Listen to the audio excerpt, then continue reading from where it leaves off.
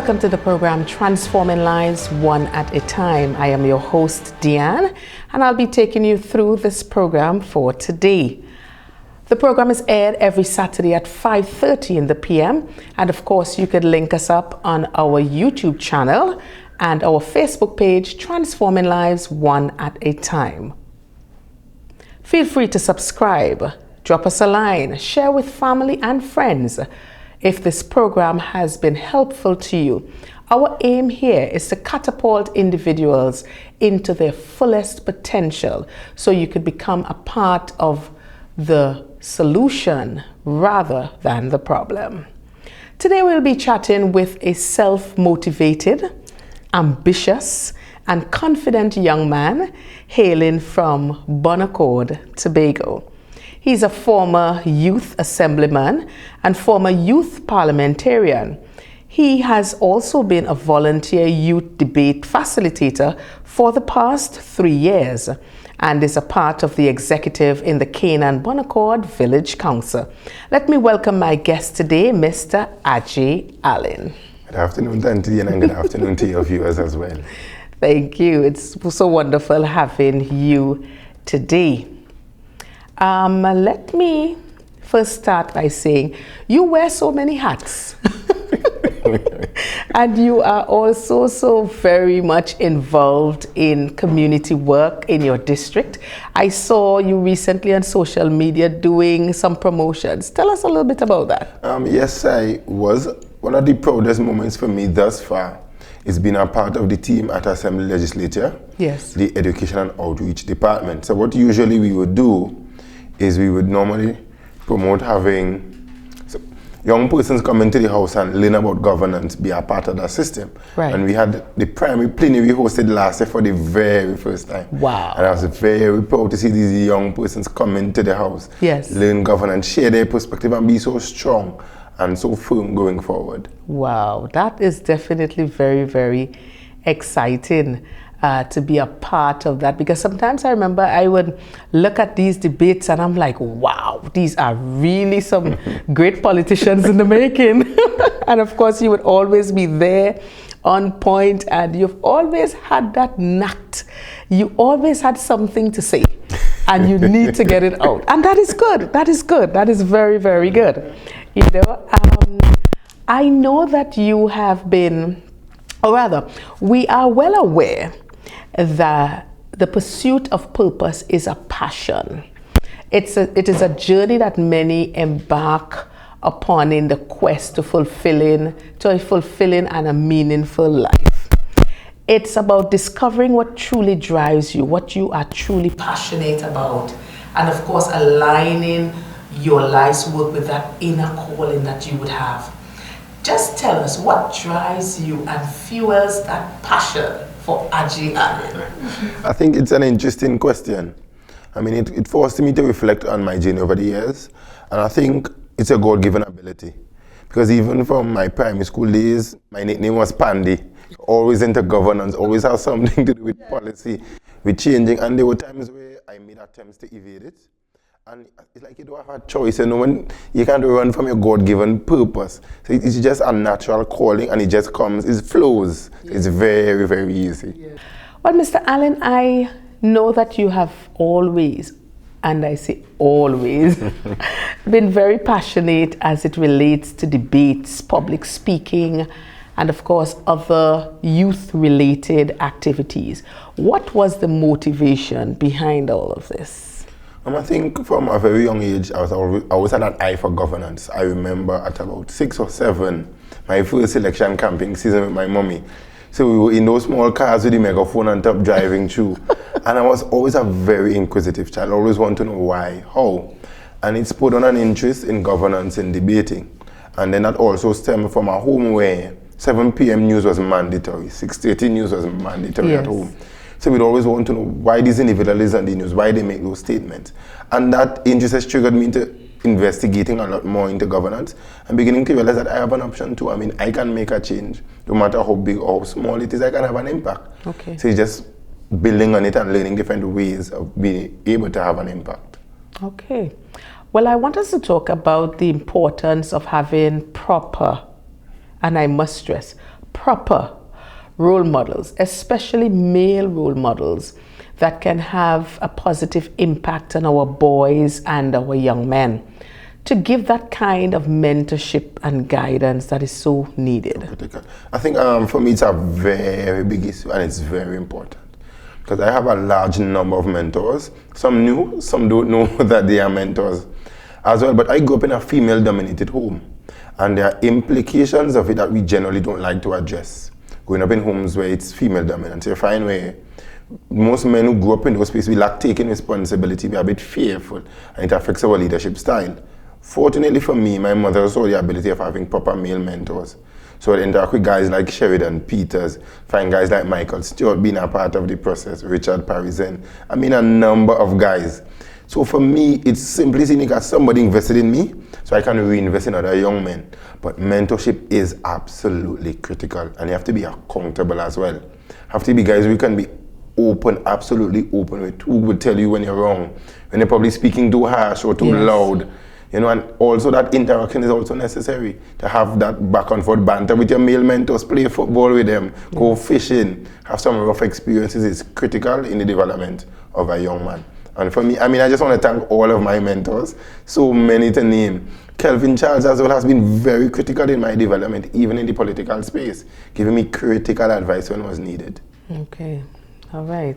Well, you stated in your bio that at a very young age you attended a boys' polishing camp facilitated by Mr. Michael Stewart. Give us an insight as to how that camp impacted and affected your life. For me, that was a critical turning point, because we often grow up with challenges and we see them in isolation. Because initially I didn't want to go to a polishing camp. It wasn't top of my list. Okay. So I went initially very apprehensive, very to myself. And persons who know me would tell you I am not quiet, apprehensive to myself individual. I usually take the bull by its horn and treat with it head on. Right. So I was very reluctant, very to myself. And as the camp rolled on, automatically snapped into leadership. Realized that I had an influence over a lot of the younger guys in the process. And then Mr. Stewart, seeing that leadership ability, I mean, he just began to water it or polish it, if that's the best term to use. So you find I would now have a different responsibility. So everybody will have one role, and my role would be totally different. I mean, tied into the whole process. So then I begin to see that I can have a greater impact. And I also found out that the issues among young men are so common, and I'm not isolated. Right. So that really spurred on a new thrust and a new input in male development programs and interest. And I mean, it just developed a new passion. I think that was in 2016. Since 2016 to now, I've been involved in so many different male-oriented programs. They are few and far apart, unfortunately. But I mean, it just has changed my whole world. Right. As you spoke about their few and far apart, this is something that I have had lots of concerns about, because many times we find in society we would have a lot of opportunities, we'll have a lot of, for example, classes, we'll have a lot of development for our, more focused on our ladies.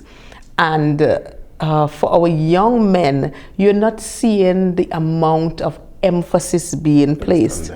And I think that we need to be in that position to recognize what is happening in our society, because even as and we're going to delve into this a little bit later in the program, but even as we look at the statistics and the numbers in terms of those crimes, they are being perpetuated mostly by our males.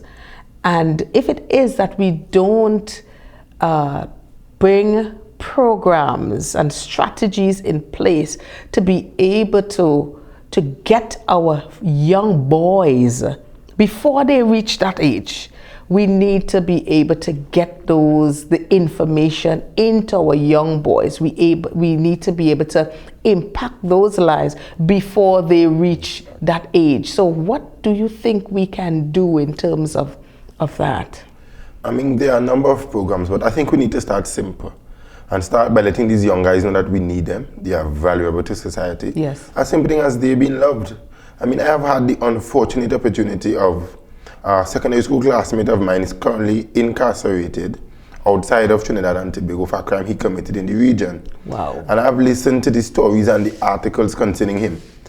I was fortunate enough to be a part of a same male-oriented program with him. One of the things I remember him saying is his mother told him at a very early age that he was a mistake. It was the biggest mistake she would have made. And he continued to live with that ideology throughout the majority of his life. And I mean, he might be seen as a troublemaker. Teachers saw him as a troublemaker. But we would interact on a completely different level because there are a number of things we could have related to in terms of growing up scenario, yes, circumstances. So sometimes instead of seeing them as trouble, let's simply have a conversation with some of these guys. Yes. I mean, I've heard prison officers share of stories when they sit and they speak to some of these young men incarcerated, loaded with potential, yes, skillful and talented, but they just didn't have persons around them to show them you're valuable. We need you as a society. Yeah. We need you as a protector. We need you to be a good father. And sometimes just repeating it into the minds of some of these guys, in spite of them being deviant, just keep repeating, you're going to be a good father, you're going to be a good husband, somebody needs to have a good friend constantly. I mean, I would hear these words from my mother as a young child, be irritated, yes, fed up, I walk away. I mean, plenty attitude, but for today, I believe those words because I've heard it constantly repeated, and now I'm living the reality of some of those things. It says to me and to us as a society, the impact that our words have on our children. Because here it is, you are sharing and you're saying that his mother kept saying to him, you are a mistake. So he is now growing up, you are a mistake. So it means whatever I do, it doesn't matter because I'm a mistake. I wasn't even supposed to be here. So why go to school and even learn? I'm a mistake. I will not benefit anything from school. It's not important. And here it is that years later, he is still struggling and fighting with that because of a word that his mother spoke over his life. And as parents, many times we take for granted the things that we say. Sometimes we use our words loosely. You see, you're just like your father, no good. You see, and these kind of things that we say, and we don't recognize the kind of impact and the kind of effect that it has on our children's life. Like you have another point you wanted to say. Correct. Yes, because I mean, one of the things going through all of these programs over the years, people would say, you're just like your father. Yeah. And we celebrate the single mother syndrome a lot. Sometimes even if these women try to find mentors for their sons, the mentor they may choose may not be the mentor these guys are attracted to. Right. So you might find a young man would come home from school, his clothes is dirty.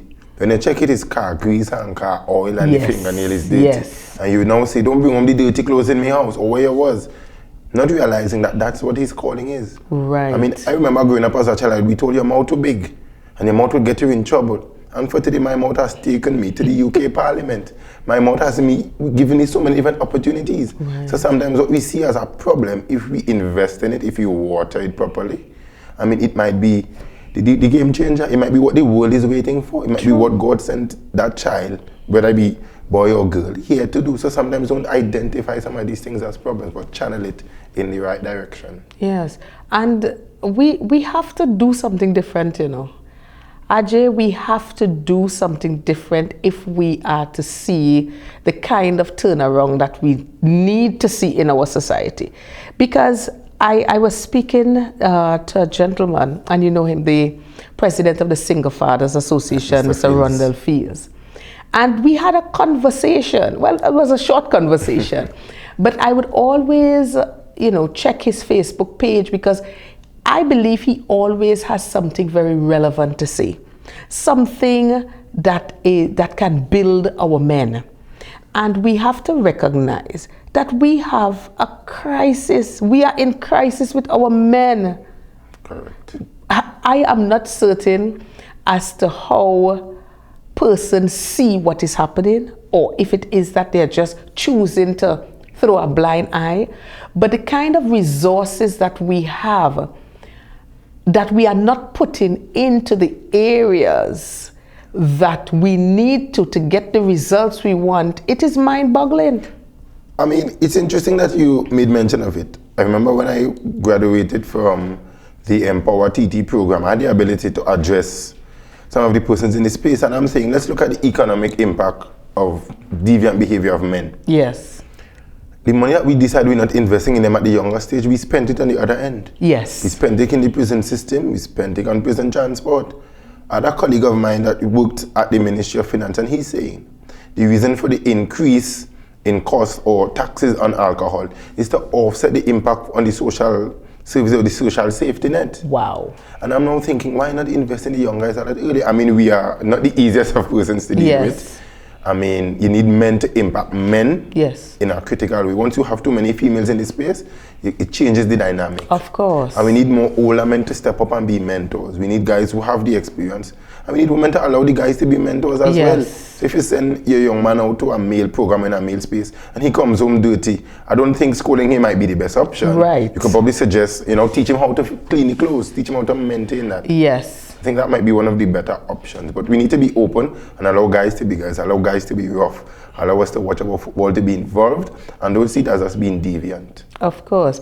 And many times in the women's space, I mean, I'm a woman too, but sometimes we want our men to act how we are acting. And it just can't happen.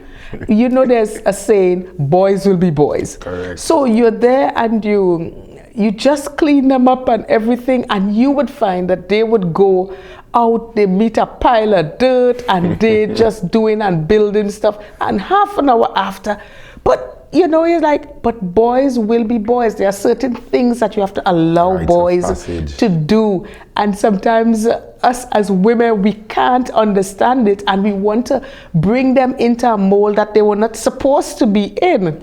Correct. So I am agreeing with you in terms of the role models and parents needing to recognize at a very early age that we need to have more role models for our boys. We have it for the girls, I believe our girls are covered, You see, and I wouldn't even say role model. I would more see it from a mentorship standpoint. Right. Because a role model is someone you look up to sometimes. Yes. You can't speak to, you can't reach, but with a mentor, you can call your mentor. Right. You could sit at your mentors whom you could probably cook, barbecue together and build a relationship. Yes. However, sometimes too, the choice that a mother might choose for a mentor may not be the mentor that the child connects with. Okay. So sometimes you have to look for males who the child naturally has a connection to, and not force a mentor into this space. Right. Because I think as young men, we're very resistant. And the feminist movement, no mean to bash the feminist movement, understood. but they have created certain influences that cause men to be very resistant, to be very reluctant going forward.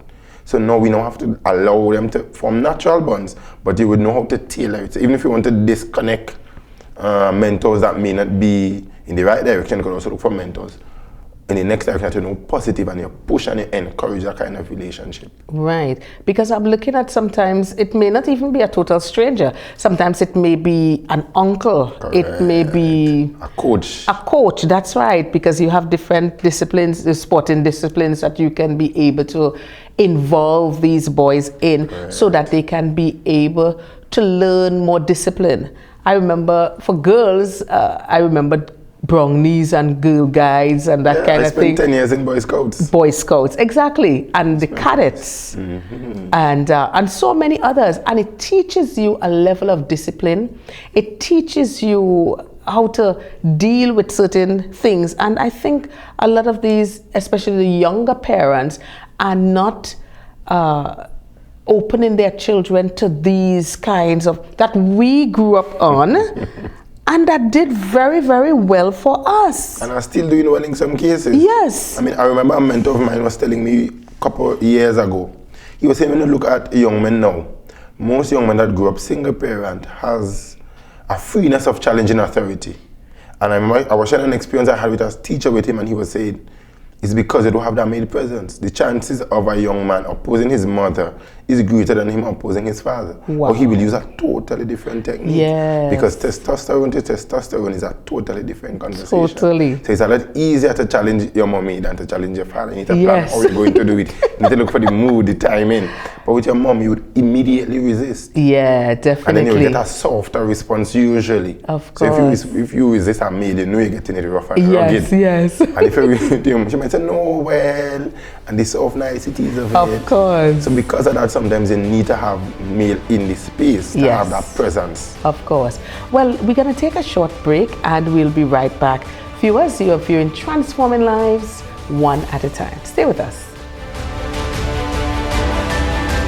If you're wondering where to find top-tier quality tiles and products to refurbish or renovate your wall, floor or pool, well, your worry is over. Come to D-Cells Tile and Ceiling Center, Store Bay Local Road, opposite the Bonaccord Primary School, Tobago, where you will find porcelain, mosaic and ceramic tiles of the highest quality guaranteed. D-Cells Tile and Ceiling Center also stocks thinset, grout, tile cutters and yes, windows. Plus a friendly smile and service that's second to none awaits you. So forget the hassle and get all the quality tiles you need right here in Tobago at D-Cells Tile and Ceiling Center. Call us today at 460-8802, 639-8281. Opens Monday to Saturday from 9 a.m.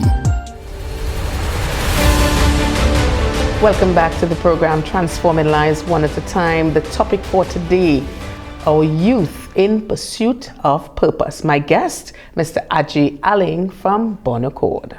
All right, so Mr. Alleyne, just before the break, we were talking about the kind of influence that our boys need to be able to become strong boys, which will in return bring strong men. So we're talking about for example, single parent homes. Let's talk about that. Yeah, I mean, what I'm saying is you're not allowing the individual into the space necessarily because it's needed, but you're putting them in male-based environments, in environments where testosterone basically, because we yearn for that male presence. We yearn to have a mentor, we yearn to have a father around, to rough play in some cases. Yes. To wrestle, it's all a part of our rites of passage, and it affects the fathers we become. It affects the way, because I grew up single parent. My dad lives abroad.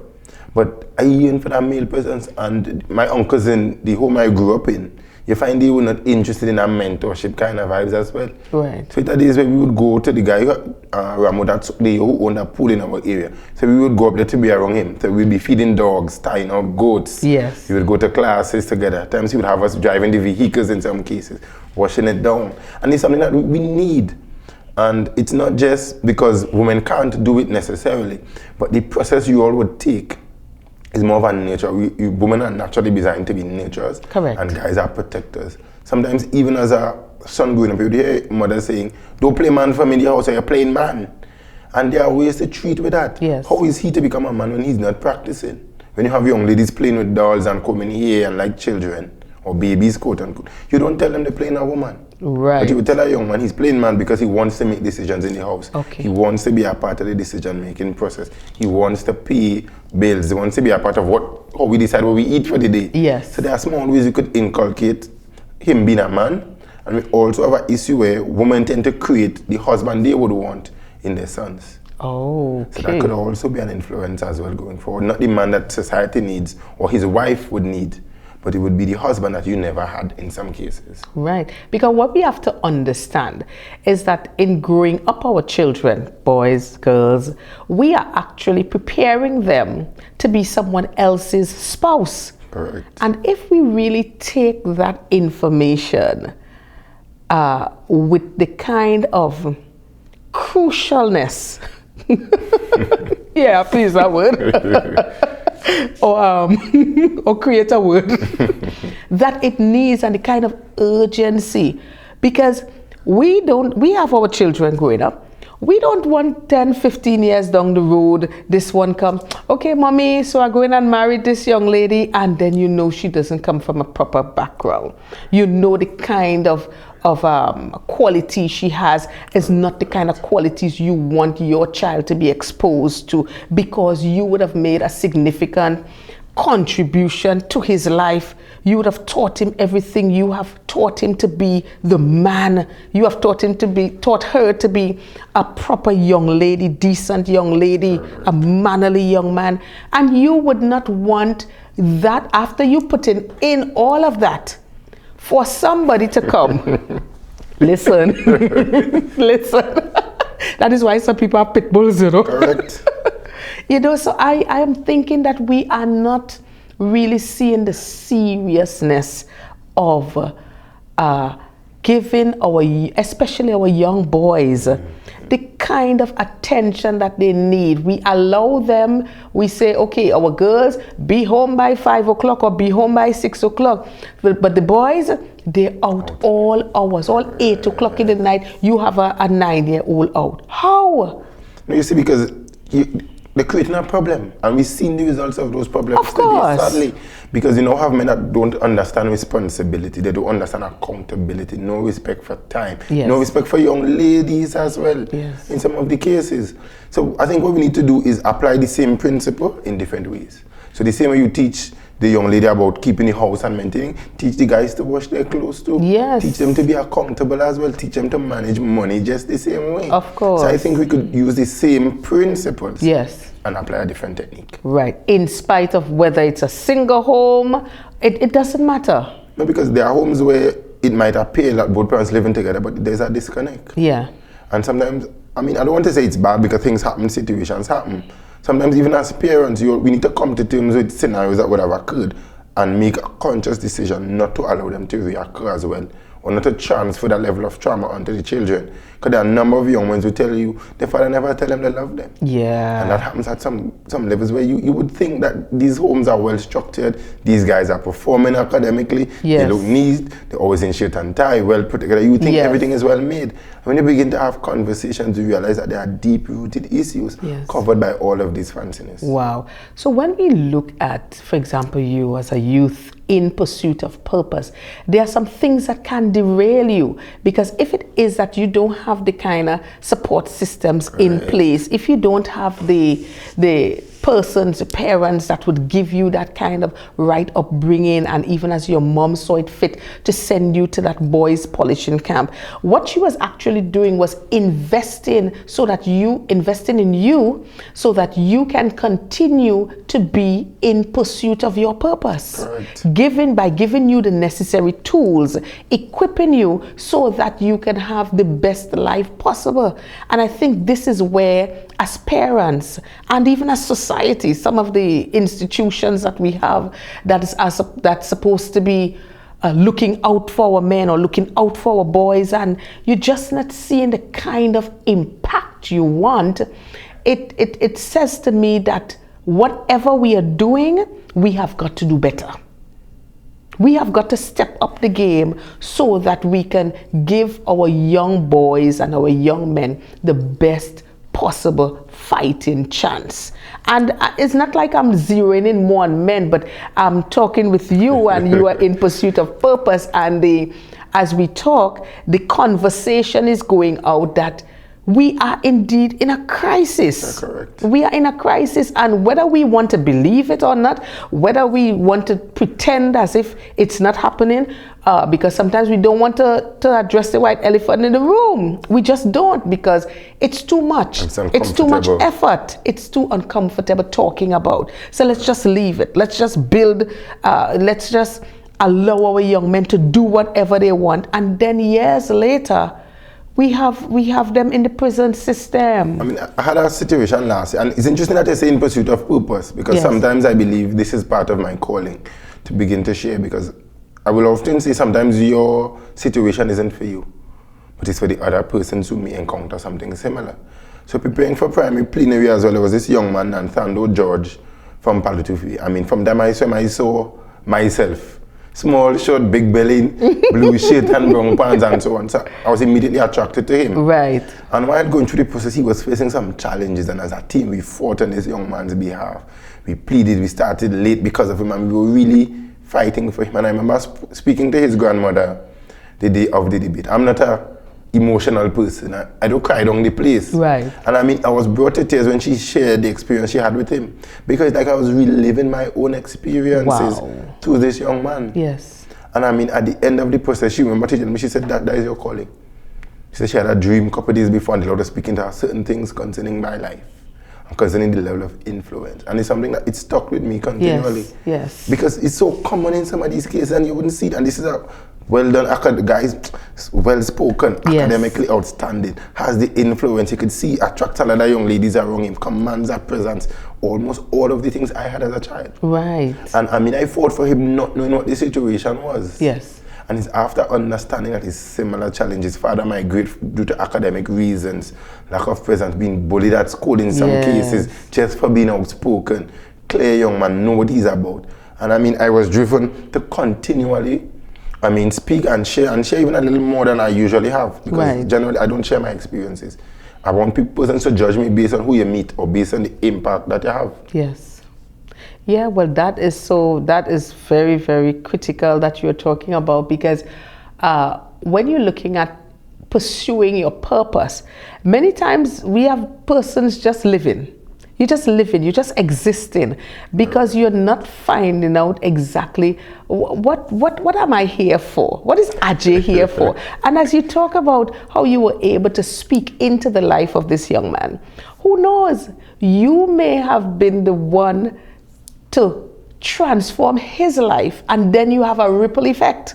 So sometimes we take for granted the purpose that we have been created for. Yes, it's not just to live and pay bills and work, but it means that we have a contribution, a significant contribution to help our fellow men, to help others in society, to come so that we can be able to come up with ideas, things that we can implement in our communities, things that we can implement that would be able to bring change, that would be able to probably bring restoration to people's lives, be able to probably speak to some of the guys on the block that sometimes we shy away from. But I'm saying, let's not shy away from them. Correct. It might be your purpose to go and speak to them on the block and then have a group going around Tobago speaking to them. We never know. Yeah, correct. And I think one thing that I tell persons is, I mean, I go by the name positive radiation sometimes on social media. And the rationale behind that is you cannot contain radiation. So if you apply positivity to that, it cannot be contained. Yes. It's problematic. And I mean, I usually use Matthew 5:16 as one of my motivators. So let people see the good work in you. Okay. And then they would identify, but what is the difference? Then them spot the difference and ask, what's the difference? Something creates that young man to be different. What it is, what creates it, and it's something I really enjoy. Because when I first did my public debate, and I just entered, Mr. Kelvin Charles was the presiding officer at the time. And at the end of the debate, I remember him saying, Mr. Alleyne, I need to meet with you in my office. I need to meet with you and your mother. We need to make an appointment. And I remember, when we got into the meeting and he said, the reality is I saw something good in you. Yes. I saw they need to make an investment. And this is after hours at the chamber with him working late, dropping us home. I mean, one of my colleagues would often talk about the new champion that is always in his fridge at his office.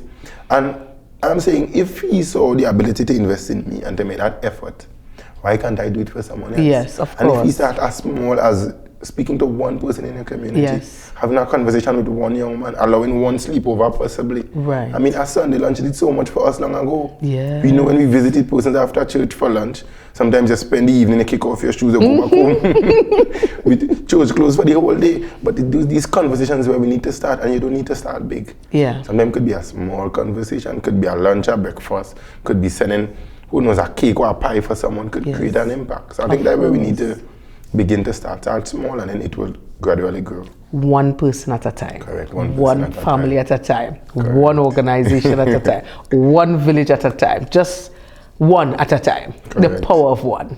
The power of one. Well, I know that you have been very passionate as it relates to debates and roundtable discussions and all these things, especially when the topics involve pressing societal issues. And of course, we would have touched on it a bit premature, but the conversation is flowing nicely. Do you think as a society we are treating with the critical issues that are facing us? And if not, what more can we do? I think it's a catch-21 scenario. I think we have gotten very much economical, and because we are now focused on finances and financial growth, we've seen a downfall in society because of it. The institution called the home has been broken, and it's producing broken children. I mean, I didn't come from a perfect home environment, but what you need to do sometimes is find small ways of intervening. Yes. Theater arts taught me a lot. Tanti Diana, my guy, used to walk on my face, very, very serious. I mean, I never used to smile. because of the scenarios that you came through. So it was a coping mechanism. Right. And I mean, now after therapy and counseling and going through a number of processes, it's gradually beginning to change. I mean, I'm not there yet. Yes. So you will still see me with a serious face now and again. But I think as a society, we need to treat with the issues and not be fearful of them. We need to have the tough conversations. Yes. I would say critical statements or provoking statements triggers critical conversation. So sometimes it's good to say the thing that would offend persons and get a perspective, start the conversation. I mean, you might take some blows for it being the forerunner. Of course. But sometimes we need to begin to make these provoking statements, and let's see how society would respond, and then you could gradually add in your small areas and change what's happening.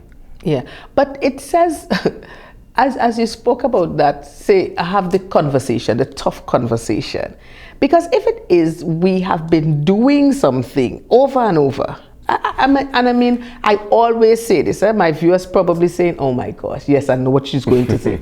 We can't be doing the same thing over and over and expect a different result. Correct. So if it is that we would have been running away or shying away from the tough conversations, let us get into the nitty-gritty of it. Let's get into the meat of it. Let's get into, okay, this is the problem. This is what is facing us. Because if it is that as a society, we continue going down the road that we are going now, I shudder to think next 10, 15 years, what we're going to be experiencing. Because we can't look at it lightly. And I'm saying we have to have the conversation now. We have to come back to the root cause. What is the problem? When we have these young people even getting into the schools, bullying and so many other different things, it starts from the home. Correct. So I am saying, and I would have said this in a meeting some time ago at a community council meeting, we have to get back into the homes. Yes, the things may not be perfect. We might have single parents working, and I know a lot of persons that grew up in single parents' home that today they're excellent citizens. They are part of the solution and not the problem. So we're not going to use that as an excuse. But what we are saying is that the parents are becoming younger and younger. Every time you look, you have 17-year-old parents, 18-year-old parents who still need to be parenting, who still needs to be parented, rather. And they are now parenting.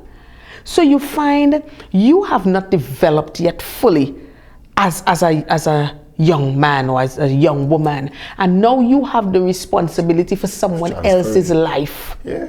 Because you can't teach what you don't have. I mean, recently I was told by a cousin of mine that God will send me to hell because I'm a 25, 26-year-old and I have no children. And I mean, I laughed at this statement because I'm now thinking you're processing, you're going through life, you need to get principles, at least you have to build. Yes. So I can't transfer what I don't have. Exactly. And then you don't rush into things as well. So I think we need to even go back to teach parenting in the schools at a younger age. I mean, I remember the primary schoolers, and they had clear opinions on what they wanted, why they didn't want it. They couldn't tell why they needed to make changes to the system. Why not start from that point? Yes. Because if we have the children influencing the parents, you could imagine primary school going to ask mommy, so why daddy is not around and we're hiding it. Explain to them from the start, yes, this is the issue, this is how we need to treat it, and in order for you to avoid it, this is where we need to go. Yes. So I would always say, if you want to implement sustainable or lasting change in a society, you need to start with the children. Of course. And if the parents are not parenting them as a society, use the school system and influence it at that level.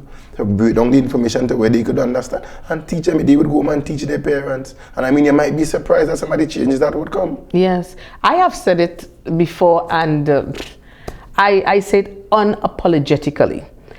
The same way how you are taught to become and trained to become a fireman, a doctor, a lawyer, an engineer, and you have to go through some training, I think that parents need training. From the time you say, okay, I'm having a child, or even before that, it should be mandatory, in my view, because the problem is, if it is that we don't have that kind of information and that kind of training and stuff like that, you wouldn't have everything perfect, but there are some basic principles that you need to get to your children.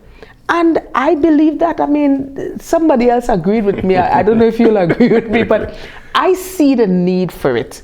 And we have different organizations that are doing things to help in the school, help in the home, but we need to really zero into the problem. We have to get back into the homes. If it is, because remember, these children are leaving home to go to the school. All right. The problem is not starting in the school, you know. It started from home, and it starts from home. So which means that if you want to solve a problem, you have to go to the root of the problem. Correct. Once you go to the root, we find, because once you know what the problem is, halfway solved already. The thing is halfway solved. I think we're talking about pursuit of purpose, but I realize the conversation is going much deeper than pursuit of purpose, but yet we are still in pursuit of purpose. So at this time, we are going to pursue a break. All right, and we'll be right back.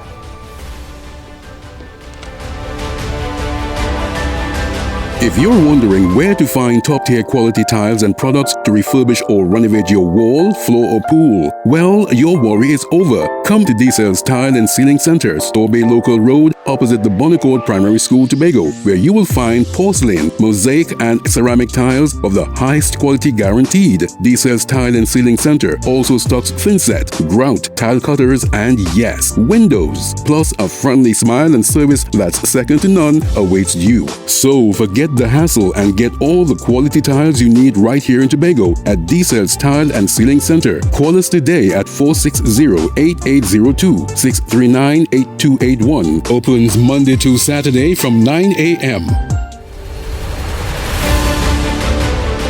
Welcome back to the program, Transforming Lives One at a Time. My guest today, Mr. Ajay Alleyne, and we are talking about youth in pursuit of purpose. And I want to talk about, I am not naive that the person we are seeing here today, Ajay Alleyne, you know, is more of a finished product. Yes, you know, but and I know, of course, you're still aiming to get it right and get everything. But let's talk a bit about some of the challenges you faced as a young man, trying to stay on the right track as it relates to like peer pressure and that kind of thing. Yeah, I mean, I had it as well, because once you're outspoken, you become targeted. Sometimes you are used in some cases as well to be the voice or the mouthpiece for persons. But as I said earlier, I grew up in a single parent home, female dominated. And sometimes when you're destined for purpose, the devil comes very, very close and sends targets at you. Because, I mean, there were times I almost got incarcerated already. Due to a scenario, I mean, within the home space, within dealing with siblings or peer pressures, and I was often compared to my cousins. I grew up with 4 cousins in the household. So they would be more academically advanced. They would snap at the school, they would look up the maths like nothing, but I had a challenge in that area. So if I had to be very purposeful in the way, I mean, I studied, I had to hide some of my academic achievements in some cases to preserve it. And I know we're supposed to speak about support system as well, but you can't speak challenges and not speak about persons who help you navigate that space. Right. So sometimes I would walk and talk. The beach would be my place of comfort. Okay. So now we just go to the beach and relax and watch you to calm that nervousness. And I think we also were designed to be protectors. So a number of the times I would see persons go after my mother in the home. I have seen 2 attempts to have my mother murdered already. Wow. And I mean, at that time, my response probably wasn't the best response. I didn't physically, lash, because I'm not a fighter.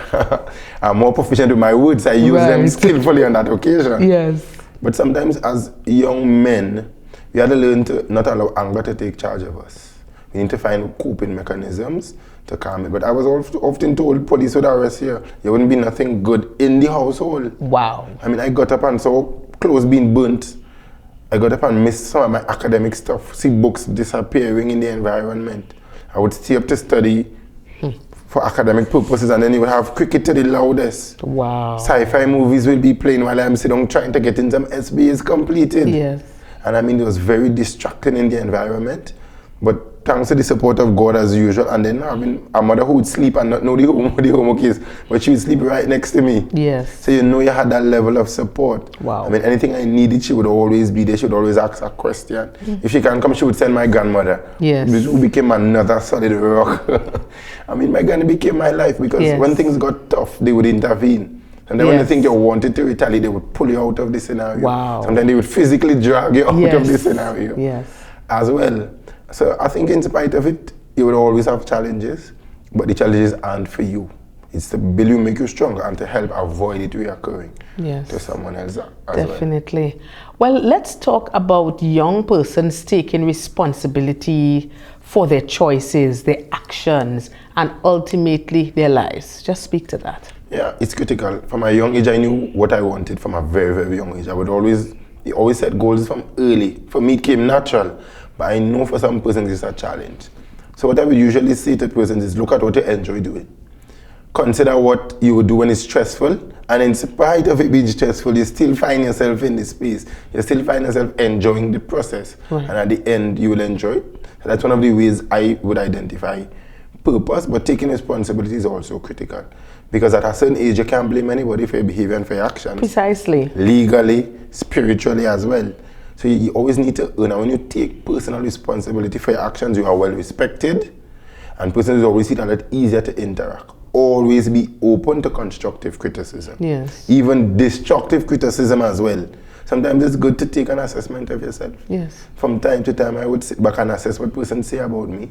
I would listen to probably the way I would speak, sometimes the way I would dress. So sometimes it's good to take stock of yourself, and that's all being responsible for who you are as a person.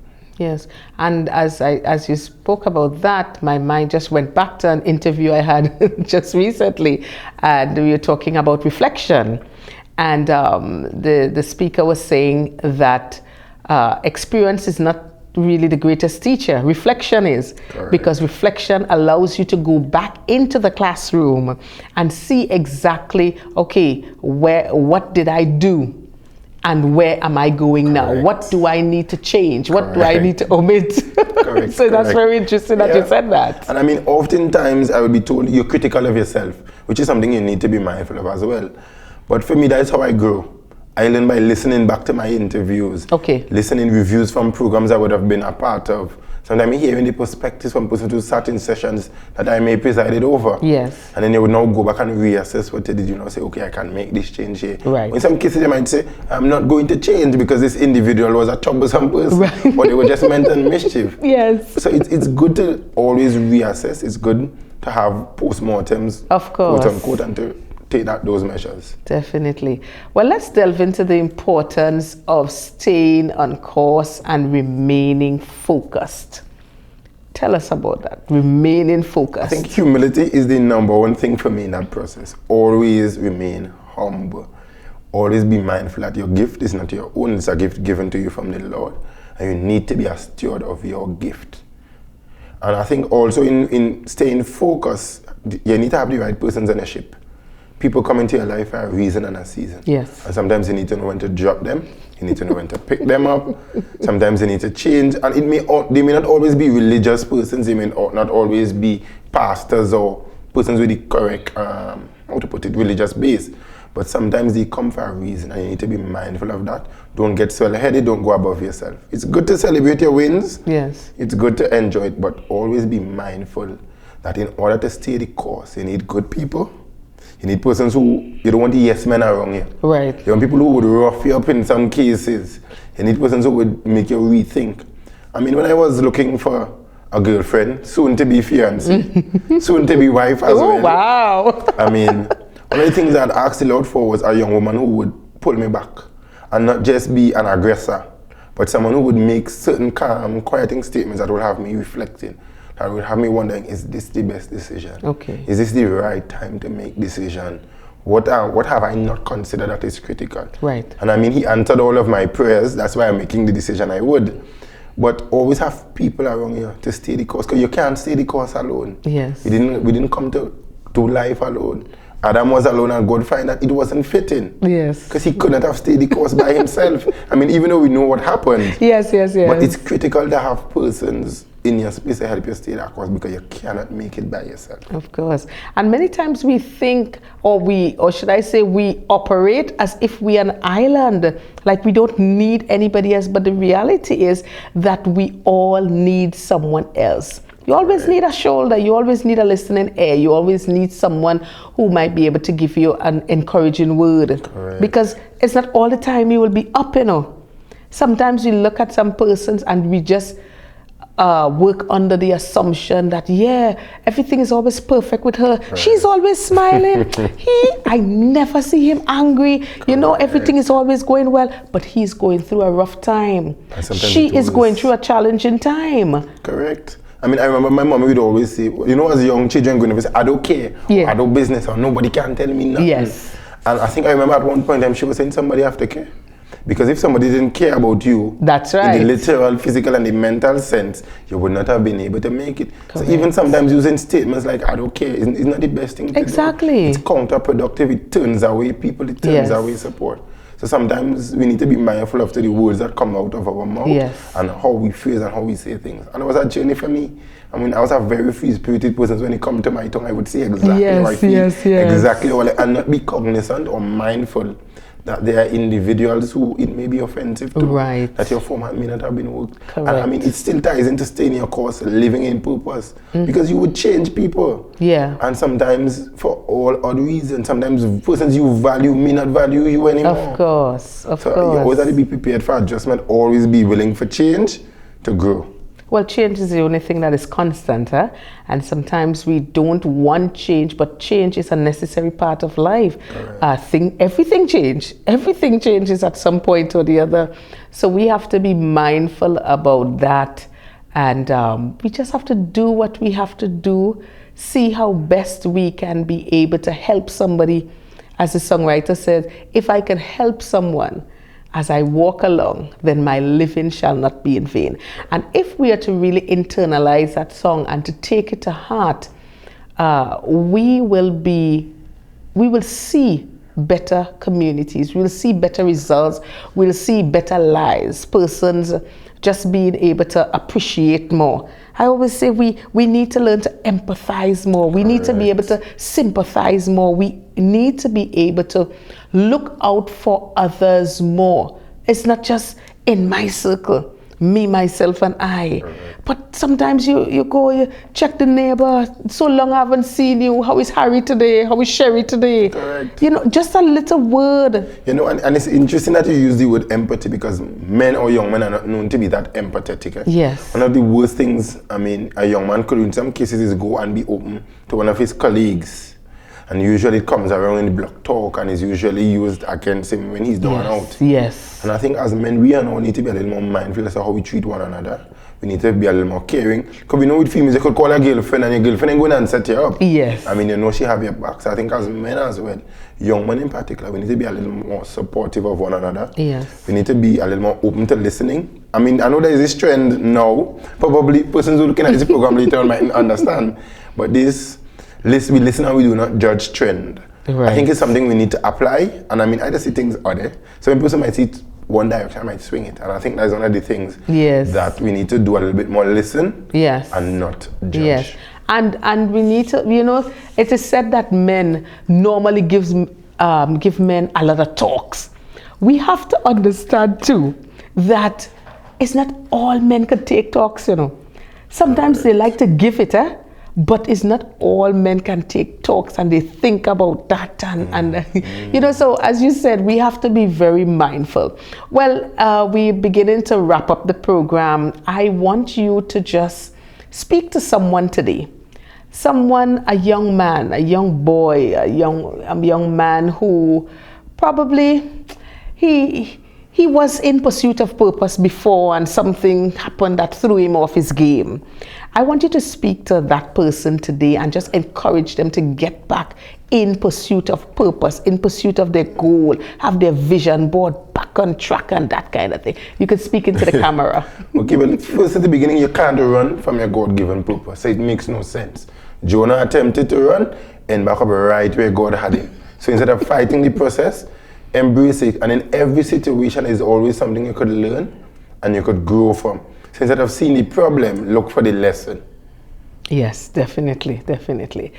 Well, let me take the opportunity to thank you today, Mr. Ajay Alleyne, for joining us on this program. Oh my gosh, you have blossomed into such a wonderful young man. And I'm sure that our viewers may have heard earlier, he said, Auntie Dear, yeah, this is my godson. So for those of you who don't know, Ajay is my godson. So I want to thank you so much for joining us today on the program. I am so very proud of you, on your accomplishment and where you've started from and where you are today. And I know only good things are in store for you. I want to wish you all the best in your future endeavors. And I want to continue to encourage you to make positive impact. Wherever you go, whatever geographical location, make that positive impact and set that example as you continue to transform lives. Well, folks, that's all for the program today. I want to thank you again for joining us on Transforming Lives One at a Time. The program is aired every Saturday at 5:30 in the PM. And of course, on my Facebook page and YouTube channels, Transforming Lives One at a Time. As usual, I leave you with a quote. Transformation is an internal shift that brings us into alignment with our highest potential. Hey, we've got this. See you next time.